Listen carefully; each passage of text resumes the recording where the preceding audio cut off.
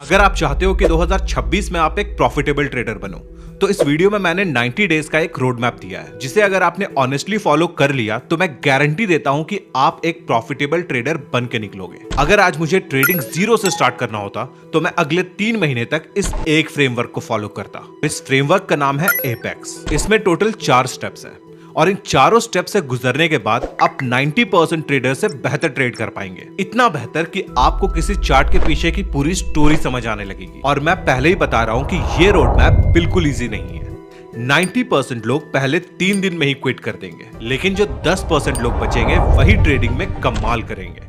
आपको बस एक काम करना है, कमेंट बॉक्स में जाओ और लिखो चैलेंज एक्सेप्टेड। मैं देखना चाहता हूं कि कितने लोग ये 90 डेज का चैलेंज ले पाते हैं। इस फ्रेमवर्क का सबसे पहला स्टेप है अवेयरनेस। यहाँ आप ट्रेडिंग के फाउंडेशंस को सीखेंगे। ये इतना इंपॉर्टेंट स्टेप है कि मैंने सिर्फ इस एक स्टेप को सीखने के लिए आपको पूरा 1 महीना दिया है। यहाँ लोग 5 साल से ट्रेड कर रहे हैं, लेकिन उन्हें चार्ट में लिक्विडिटी जैसे बेसिक चीजें देखनी नहीं आती। इस फाउंडेशन फेज में आप टोटल 11 चीजें सीखेंगे। सबसे पहला है मार्केट स्ट्रक्चर। इसमें आप पूरे मार्केट के साइकिल को सीखते हैं, जैसे accumulation phase, distribution phase, break of structure, change of character, इस तरह की चीजें। और अगर आपने इसे मास्टर कर लिया तो आप ये फिर कभी नहीं कहोगे कि मेरे लेने के बाद स्टॉक नीचे चला जाता है। मार्केट स्ट्रक्चर के ऊपर में मैंने एक पूरा वीडियो बनाया जिसमें मैंने आपको 15 मिनट में ये पूरा कॉन्सेप्ट बताया। अगर आपको ये वीडियो देखना है तो आप आई बटन पे क्लिक कर सकते हैं। इसको सीखने के लिए आपको 2 दिन लगेंगे। इस कॉन्सेप्ट को तो आप 1 आध घंटे में सीख जाएंगे, लेकिन अगले 2 दिन तक आपको कम से कम 50 चार्ट्स देखना है और आपको हर एक चार्ट में ब्रेक ऑफ स्ट्रक्चर और चेंज ऑफ कैरेक्टर को मार्क करना है। अब ये चार्ट आप 1 दिन के टाइम फ्रेम में देखो या 1 मिनट के टाइम फ्रेम में देखो, कॉन्सेप्ट सेम रहेगा। अगर आपने सिर्फ इतना कर लिया तो यकीन मानो आपको चार्ट की पूरी स्टोरी अपने आप दिखनी शुरू हो जाएगी। अगला कॉन्सेप्ट है सप्लाई एंड डिमांड। इस कॉन्सेप्ट को सीखने के लिए मैं आपको बूमिंग बुल्स के इस वीडियो को रिकमेंड करता हूं। आप इस वीडियो में 30 मिनट के अंदर इस पूरे कॉन्सेप्ट को सीख जाओगे और इस वीडियो का लिंक आपको ऊपर आई बटन पे मिल जाएगा। लेकिन याद रहे, आपको अगले 2 दिनों तक 50 चार्ट्स में सप्लाई एंड डिमांड मार्क करना है। अगला कॉन्सेप्ट है लिक्विडिटी।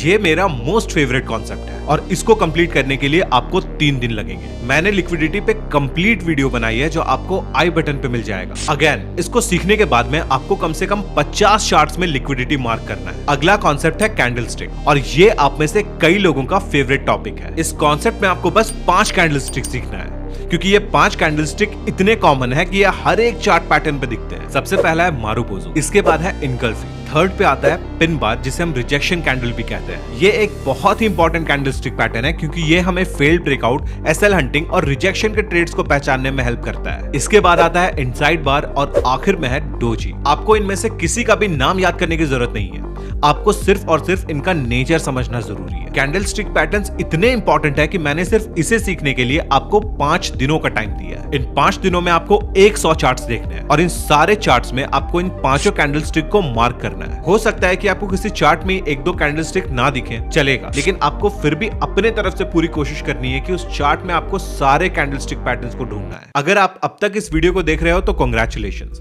क्योंकि मैंने पहले ही बताया था कि ये रोड मैप इजी नहीं होने वाला।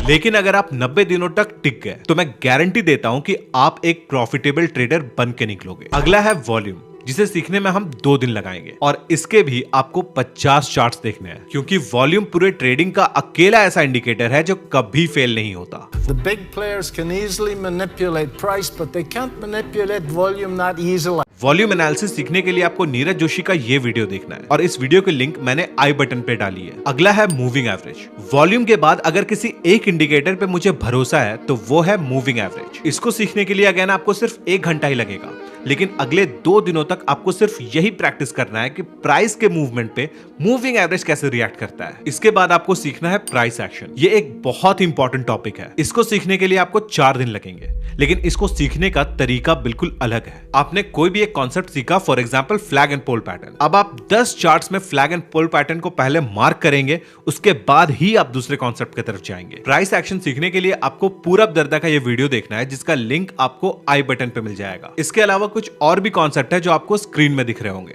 यहाँ मैंने फेज 1 में आपको जो कुछ भी सीखना है अलॉन्ग विद उसमें कितना दिन लगेगा, ये सब कुछ लिख कर दे दिया है। आप चाहें तो इसका स्क्रीनशॉट ले सकते हैं। अब हम चलते हैं अपने एपेक्स फ्रेमवर्क के नेक्स्ट स्टेप पे, जो है प्रोसेस। अपने 8 साल के करियर में मुझे एक चीज समझ आ गया कि money is the outcome of process. अगर आपका प्रोसेस सही है तो पैसा अपने आप आएगा। एक बहुत बड़ी गलती जो ट्रेडर्स करते हैं वो ये देखते हैं कि मैंने कितना पैसा बनाया। जब आप उनके पीएनएल देखोगे तो आपको पता चलेगा कि अगर उन्होंने टोटल 10 ट्रेड्स ली हैं और उसमें उन्हें 6 में प्रॉफिट हुआ और 4 में लॉस हुआ है, लेकिन जो 6 ट्रेड्स हैं अगर आप उसकी एनालिसिस करेंगे तो आपको पता चलेगा कि 2 ट्रेड्स में उन्हें बस बाय लक प्रॉफिट हुआ है। अगले 2 ट्रेड्स में उन्होंने एक स्ट्रैटेजी यूज की जिसके वजह से उन्हें अच्छा प्रॉफिट बना, और बाकी 2 ट्रेड्स में वो 10% पे ही अपना प्रॉफिट लेकर निकल गए और वो स्टॉक वहां से 15% ऊपर चला गया। तो ये जो 2 प्रॉफिट्स हैं वो प्रॉफिट्स नहीं बल्कि रिग्रेट है। तो इनमें आपको कोई कंसिस्टेंसी नजर नहीं आएगा और यही वजह है कि उनके अंदर भी कोई कॉन्फिडेंस नहीं है कि वो अगले महीने भी प्रॉफिट बना पाएंगे या नहीं। देखिए, कॉन्फिडेंस बनाने का सबसे आसान तरीका है कि आपको बस एक स्ट्रैटेजी में मास्टरी करनी है। आपको कोई 10 स्ट्रैटेजी जानने की जरूरत नहीं है। और इसके अलावा एक और चीज, हमेशा बड़े टाइम फ्रेम से स्टार्ट करो। मैं हमेशा कहता हूं कि किसी मैच में आप ये प्रेडिक्ट कर सकते हैं कि कौन सी टीम जीतेगी, लेकिन अगले बॉल पे क्या होगा ये प्रेडिक्ट करना बहुत मुश्किल है। ये 20 फरवरी के VTL का चार्ट है और ये 5 मिनट का टाइम फ्रेम है। अगर आप इंट्राडे करना चाहते हो तो देखो, ये स्टॉक हर राइज के बाद नीचे आ रहा है। अगर आप इस कैंडल के बाद एंट्री लेते हो तो यहां आपका SL हिट हो जाएगा, यहां एंट्री लोगे तो फिर से SL हिट हो जाएगा। लेकिन अब ये मत बोलना कि यहां पे कैंडल बनने से पहले ही आप एंट्री ले लेते हैं। लेकिन अगर आप इसी 19 और 20 तारीख के चार्ट को 1 डे टाइम फ्रेम में देखो तो देखिए मूव्स कितने क्लीन है। 5 मिनट्स में आपको जितना नॉइज दिख रहा था 1 डे टाइम फ्रेम में कोई नॉइज नहीं है। अब आपको समझ आया होगा कि जितना छोटा टाइम फ्रेम होगा उतना नॉइज होगा, लेकिन नॉइज इतनी बुरी चीज है कि ये आपके सही होने के बाद भी आपका SL हिट करवा देगा। इसीलिए अगर अभी तक आप प्रॉफिटेबल नहीं है तो आप सिर्फ 2 काम करो। सिर्फ एक स्ट्रैटेजी पे फोकस करो और दूसरा ये 5 मिनट और 10 मिनट का टाइम फ्रेम हटाओ और 1 डे या 1 वीक के टाइम फ्रेम में ट्रेड करना शुरू करो। अगर आपको एक अच्छी स्विंग ट्रेडिंग स्ट्रैटेजी चाहिए तो आई बटन पे आप मेरा ये वीडियो देख सकते हैं। अगला स्टेप है एग्जीक्यूशन। याद रखना, प्रोसेस और एग्जीक्यूशन आपको साथ साथ चलाना है और ये दोनों फेज 1 महीने चलेगा। यहाँ पे आपको एक ट्रेडिंग जर्नल मेंटेन करना है। 99% retail traders trading journal maintain ही नहीं करते, इसीलिए उन्होंने 1 महीने पहले जो गलती की वो आज भी रिपीट कर रहे हैं। सुनो मेरी बात, नई गलती करो चलेगा, लेकिन पुरानी गलती अगर आप रिपीट कर रहे हो ये नहीं चलेगा। इसीलिए आज से ट्रेडिंग जर्नल मेंटेन करना शुरू करो। आपके ट्रेडिंग जर्नल में सिर्फ ये 10 चीजें होनी चाहिए: stock name, buy date, buy price, buy quantity, sell date, sell price, sell quantity, उसका प्रॉफिट या लॉस, उसका रीजन, और आखिर में सबसे इंपॉर्टेंट पॉइंट कि आपने इससे क्या सीखा। और हर रात सोने से पहले आपको ट्रेडिंग जर्नल पढ़ना कंपलसरी है। और आखिरी स्टेप है एक्सपेंशन, और ये आपको रियल लाइफ ट्रेडिंग में काम आएगा। याद रखना, आपको कभी भी 100% ट्रेडिंग कैपिटल से ट्रेड नहीं करना है। एक बात याद रखना, अगर आप 100 रुपए से लॉस कर रहे हो तो आप 1 लाख रुपए से प्रॉफिट नहीं करने लग जाओगे, उल्टा आप उससे बड़ा लॉस करोगे। इसीलिए आपको अपने टोटल कैपिटल का 40% से स्टार्ट करना है।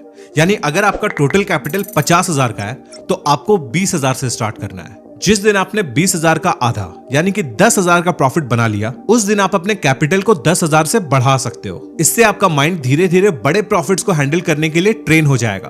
तो मैं जल्दी से समराइज कर देता हूं कि आपको इन 90 दिनों में क्या क्या करना है। सबसे पहले आपको 1 महीने में अपना फाउंडेशन क्लियर करना है और जिन कॉन्सेप्ट्स को सीखना है वो आपको स्क्रीन पे दिख रहे हैं। और नेक्स्ट 1 महीने में आपको प्रोसेस और एग्जीक्यूशन समझना है और आखिरी 1 महीने में आपको एक्सपेंशन पे ध्यान देना है।